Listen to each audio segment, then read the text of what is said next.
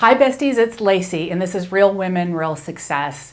This week we're going to be talking about learning how to say no. And I don't know if you're like me, but I spent a lot of time in my life either feeling bad that I said no, or feeling stressed that I said yes, knowing full well I didn't have all the time I needed in the day to do everything I needed to do. And so I've gotten to a point in my life where I've learned how to say no, and I had some really great mentors to not necessarily taught me that, but that provided good examples of our own self-worth and value and the value of saying no and how much more we can contribute to the world when we know when to say no. And it kind of breaks out into a couple of different categories for me. The first one is I would call it in the category of I've already paid my dues no. And my experience with this was very early on in my career when I was young in nonprofit management and doing lots of volunteer work myself. And there was a wonderful woman who retired from her career who was older than me. And I asked her if she would volunteer for my board of directors. She was a phenomenal leader. And her response to me was something I'll never forget. She said, you know, I've been giving to all these different entities and all these different people for my entire career, so much so that I've put myself on the back burner. And now that I've retired, I'm putting myself first as a priority. And I've given back, and now I'm going to be giving back to myself. And at that moment, I really did understand that she had really gone above and beyond, that she had given to all kinds of people and entities of herself. And I truly understood where she was coming from. And what was nice about having that experience is later on, now that I am retired, I use those same exact words and their absolute truth, and that is that, you know, I am very focused on my next phase of life. I'm very focused on not getting overcommitted, and I really don't have a problem saying no anymore, but it's taken a long time to get there, and I know that there's many women out there, maybe you are one of them, who used to or currently feels guilty for saying no. And so I wanted to give you that tool, but that's for a certain person that's at a certain time in their life where they're making some significant changes. And there's another way to handle saying no when you're in the thick of your career, the thick of child rearing. And I really believe it's true that you can't be a wonderful spouse, a wonderful mother, a wonderful professional when you're spread too thin. You know, they tell you when you're on the airplane, if there's an emergency or if there's a crisis, put on your own oxygen mask first before you help others, because you can't help others when you're depleted of oxygen or when you're not alive anymore. And that's true in real life as well. We give so much to our children and to our jobs and to our friends, and oftentimes we neglect ourselves.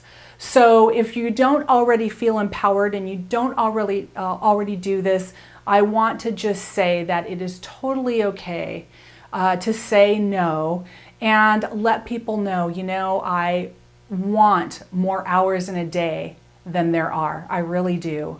But I have kids that need me, and I have a spouse that needs me, and I have to take care of myself. That's a priority right now, because I know that I can't be the best in the world and I can't make my greatest contributions unless I'm taken care of as well. And when I look at the hours in the day, there's just not enough hours to add on, fill in the blank, whatever someone has asked you to do.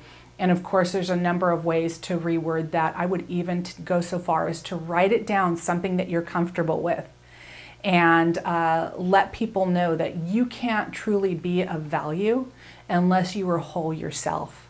And if the endeavor of making you whole and addressing your current obligations and commitments is all you can do, there's honor in doing all you can do well. So don't feel bad about it. Now, there's one last thing I wanted to mention that's so interesting about this topic. You know, you don't hear men talking about this.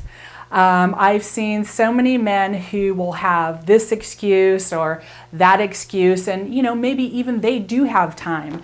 And I'm not going to make any sweeping generalizations, but there is the saying, if you want something done, give it to a woman, because A, we always say yes, and B, we can get a lot of stuff done. But you notice there's not a lot of guilt for most men when they say no. And oftentimes, some of them will give a reason and an explanation because they care about the person they're interacting with. But a lot of times, there's just a simple no, I can't add that to my list, or I can't do that. And you notice there's no ill feeling or trepidation that they have in saying no, as often as women have that trepidation. And I'd like to throw out there the idea that we teach people how to treat us and how to respect us. And many men just come out with a no or come out with their boundaries very confidently. And it teaches people how to think about them and how to respect them. And it shows they respect themselves. We certainly can't expect people to treat us better than we treat ourselves. So treat yourself well, and know that you have some tools about how to explain yourself when you say no, but also know that you don't have to explain yourself. A kind response of how you just can't add another thing to your plate is good enough. And if you're confident in that, other people will be too. If it's new for you, of course, people will be surprised by it. It took me a while to become that person that was confident in saying no, and it took people who knew me a while to get used to that new person. But ultimately, you grow that respect among others because you show that you're respecting yourself.